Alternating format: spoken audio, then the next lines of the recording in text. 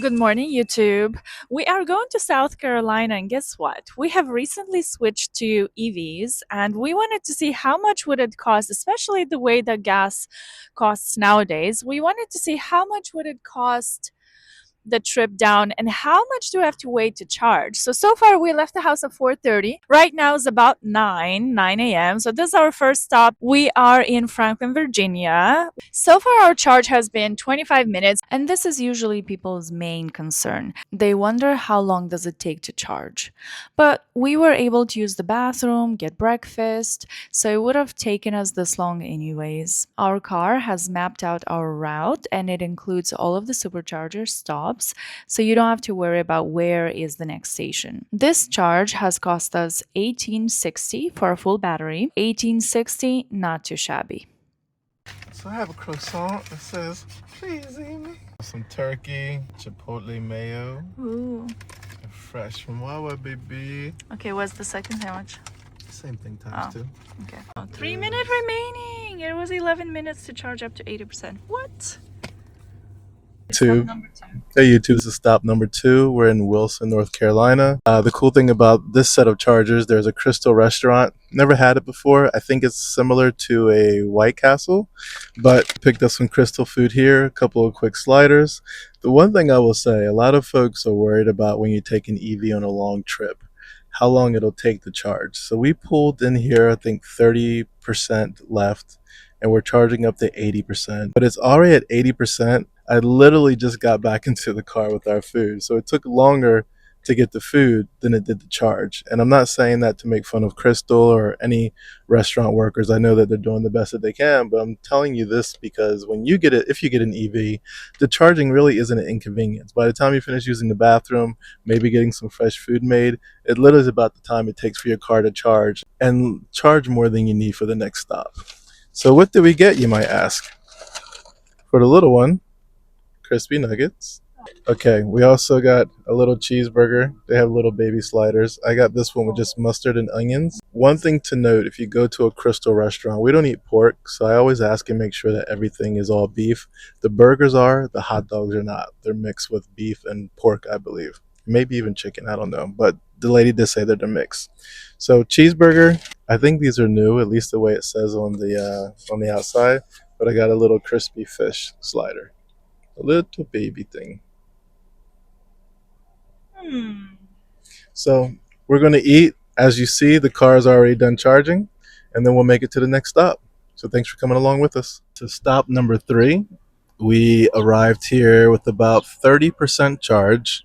We technically have enough to get to our destination. We would arrive with 22%, but we don't know what the charging situation is like once we get to Myrtle Beach. I did some research. Of course, there are chargers not too far from where we're staying, but you don't want to arrive and then have to immediately go charge. You want to arrive and have fun. So we're going to top off, get back to 80%. It's going to take, I guess, 20 minutes.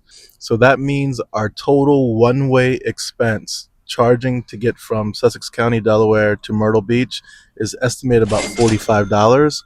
The gas vehicle that we traded in to get this would have cost us somewhere around $150 to $200. Old prices, yeah. I'm not even factoring in the inflated gas prices based on the oil situation overseas. But old prices would have been 250 to 300 savings. New prices, I'm not sure. I'm not sure if it's fair to bump it up to 400 or not, but it's actually paying for itself. So there's a McDonald's across the street right there. There's a restaurant here that might be open in the future. It looks like they're remodeling it. And there's a Burger King over on the right, but we've had too much fast food already. So we went to the Food Lion that's down about a quarter of a mile. Got some Red Bull, some extra energy. And actually, let's take a look outside at this charging area so you can see how many chargers are outside. So here's all the charging stations. It's not too far off of I-95. And a lot of cars charging. Very clean. One thing that we were told when you get an EV, you get a Tesla, you go to Tesla chargers, you want to actually put a gap between you and the other cars. So that way you're not pulling from the same electric pipe. and that way everyone can charge as quickly as possible. So if you see, most of the cars are all gapped and spaced out between one another. It's almost kind of like internet bandwidth. All the homes are pulling from one pipe, so the more homes you have, the more that it consumes.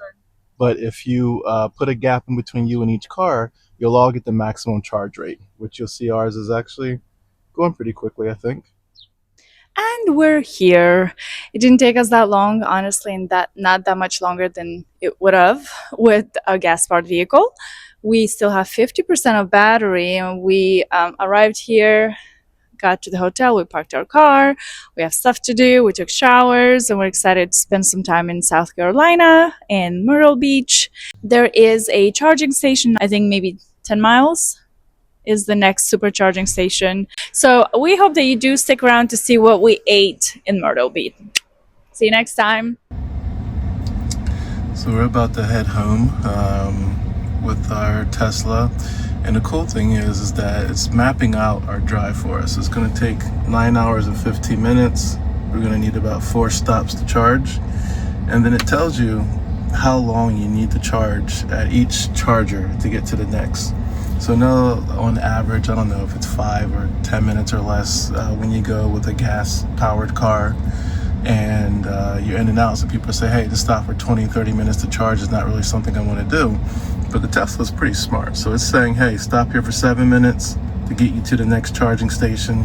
And then you only need to stay for 14 minutes to have enough charge to get you to the next station. Then the next one, 6 minutes. So not too bad. I would not shy away from getting an EV just because you're worried about how long you have to stay at a charging station. And like we shared on the way down, you literally have other things that you can do anyway. So you're going to get something to eat, use the bathroom, maybe stretch your legs. So it saved us a lot of money. I think totally we saved about $200, actually probably close to $300 with the current gas prices by having our EV. And I think it took us maybe an extra hour, if that, to get down here because we stayed at the charging stations a little longer than recommended just to make sure when we arrived we'd have extra battery to drive around while we're here. So we enjoyed ourselves, we enjoyed the car, it saved us money, so definitely check into an EV if you're interested. So we're in Wallace, North Carolina. Just left Myrtle Beach, arrived with 28% battery, not sure if you can see that. And where this charger is located, there is 1, 2, 3, 4, 5, 6, 7, 8. Across from Mad Boar, which I think is a restaurant. And I think there's an inn. Yeah, there's a hotel here. So I think it suggests that we charge for 7 minutes and that would give us enough battery to go to the next stop. But I think we're gonna get as close as 80% as possible. So that way we have a little extra. But it's a beautiful area where we get to sit and wait. And then across the street, we just came and got some Bojangles. Mrs. here is enjoying. And I think she got the Bo's chicken sandwich and the fries with the combo. It's a beautiful area. I love finding these chargers on the back roads and some of the places you get to sit and just charge and relax. And not sure if you just heard that, just beautiful birds and everything chirping. All right, so now we're in Greenville, North Carolina. We're at a Sheetz. There's a Wawa across the street. And decent amount of chargers here and available.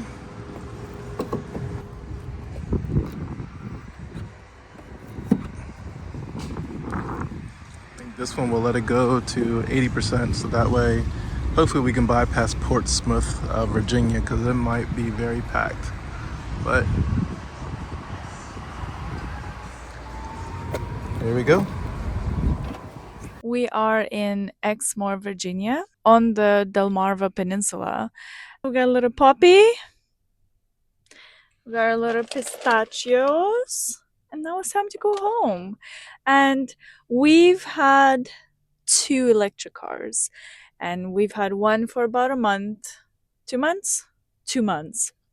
Because our assisted driving has expired for both of us. So about close to 2 months. And so far, for one whole month, for two cars, we paid 40 extra dollars for our electricity bill, which means that we saved a whopping over 300-400 altogether by not having gas vehicles. We are in Exmoor, Virginia. It's a small town on the Delmarva Peninsula on the eastern shore of Virginia. And we found this place. So our map actually showed us the places where we can charge. So ever since we put in our direction, it told you where would stop, how many chargers were available. If there are any that were full or not working, it avoided them and gave us the next best option.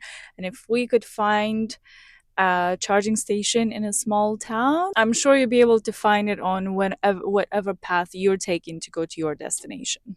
We hope that this little video helped you understand how easy it is to find a charging station and how convenient it is to charge. It doesn't take that long, and even on long drives. Stick around, we have some fun videos. If you want to see what places you can eat on the Delmarva Peninsula, this is the place to be. We'll see you in our next video. Bye!